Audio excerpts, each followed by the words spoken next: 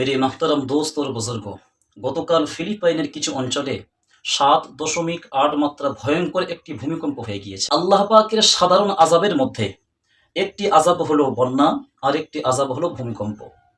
ফিলিপাইনের অঞ্চলগুলো ভূমিকম্পের কারণে যখন কাঁপছিল, ওই কাঁপুনি দেখে মনে মনে হচ্ছিল যে আল্লাহ পাক যে সূরা জিলজালার মধ্যে যে কথা বলেছেন তার যেন বাস্তব চিত্র একটি তুলে ধরেছেন।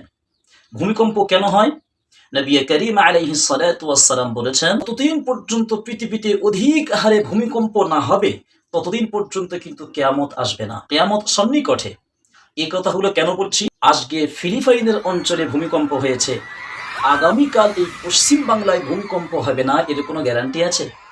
এর কোনো গ্যারান্টি নেই। নবীজি সাল্লাল্লাহু আলাইহি সাল্লাম বলে গিয়েছেন, যেসব গুনাহের কারণে আল্লাহ পাক ভূমিকম্প দেন ওই সব গুনাহের কাজগুলো একটা একটা করে কিন্তু এই বাংলার জমিনে বহিঃপ্রকাশ হচ্ছে।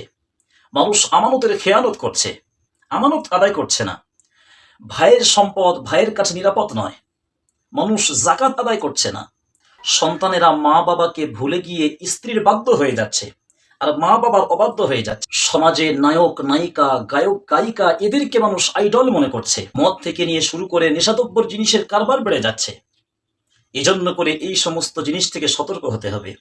এই ভূমিকম্প আমাদেরকে মেসেজ দেয় যে জিনা ব্যভিচার করা যাবে না, মিথ্যা কথা বলা যাবে না, আল্লাহর সঙ্গে নাফরমানি করা যাবে না, মা বাবাকে সম্মান করতে হবে। আজকেকার এই ফিলিপাইনের এই ভূমিকম্প আমাদেরকে এই সমস্ত কাজের মেসেজ দেয় যে এই সমস্ত কাজ করা যাবে না। এজন্য করে ভালো থাকবেন, সুস্থ থাকবেন। আসসালামু আলাইকুম ওয়া রাহমাতুল্লাহি ওয়া বারাকাতুহু।